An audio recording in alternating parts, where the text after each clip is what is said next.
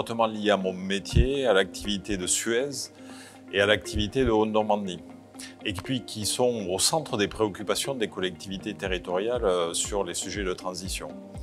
On sait tous qu'aujourd'hui, nos modèles socio-économiques sont étroitement basés sur les énergies fossiles qui contribuent à l'émission des gaz à effet de serre.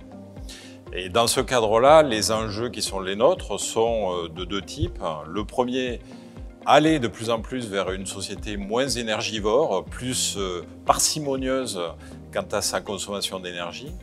Et d'autre part, un deuxième enjeu qui est l'évolution de la part des énergies renouvelables vers une augmentation de cette part des énergies renouvelables dans le mix énergétique français.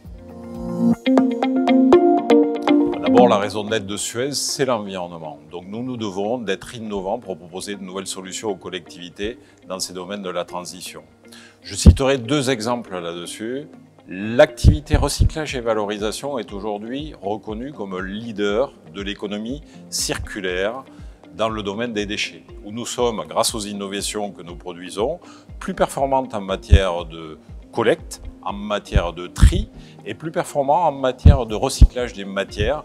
Deuxièmement, sur le grand cycle de l'eau, nous devons d'être innovants en matière de limitation des prélèvements sur la ressource et en matière de valorisation des sous-produits de l'assainissement. Sur les réseaux d'eau potable, nous avons développé un certain nombre de technologies à base d'instrumentation et d'algorithmes qui permettent d'une part de détecter très rapidement les fuites et d'autre part d'intervenir pour les réparer sans délai. Sur la partie station d'épuration, les sous-produits, les matières organiques qui sont issues du processus épuratoire sont valorisés à différents niveaux. D'abord sur le retour au sol en agriculture des boues produites sur les stations d'épuration avec nos partenaires les agriculteurs.